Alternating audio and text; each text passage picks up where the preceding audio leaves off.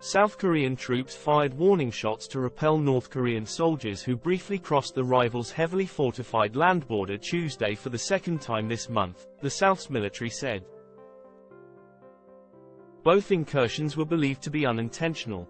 Around 20 to 30 North Korean soldiers who were doing construction work crossed the military demarcation line that serves as the border between the two countries in the demilitarized zone, according to South Korea's Joint Chiefs of Staff.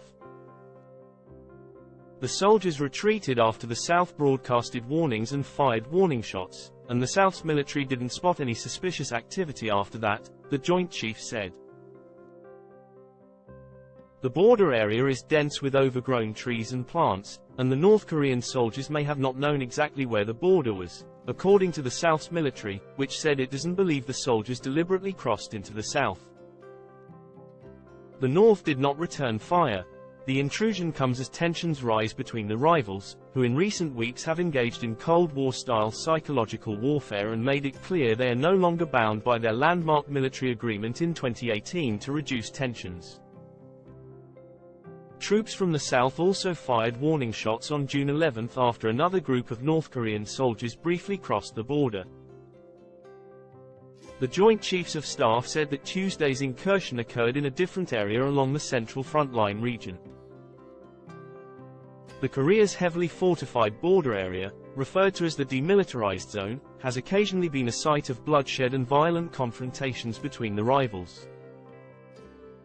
The military demarcation line marks the border between the two Koreas within the DMZ, which is 248 kilometers, 154 miles, long and 4 kilometers, 2.5 miles, wide. The zone is strewn with an estimated 2 million mines and also guarded by barbed wire fences, tank traps and combat troops on both sides.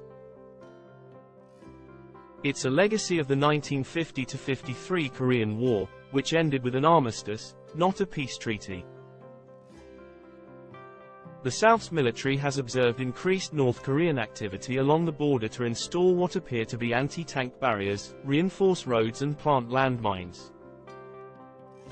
The work has gone on uninterrupted despite several explosions caused by mines that killed or wounded an unspecified number of North Korean soldiers, said the South's Joint Chiefs of Staff.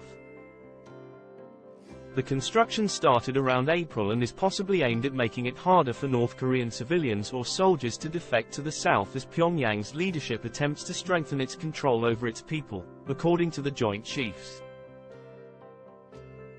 Our military is closely monitoring North Korean military activities in the frontline area while guarding against accidental situations, the Joint Chiefs said in a statement.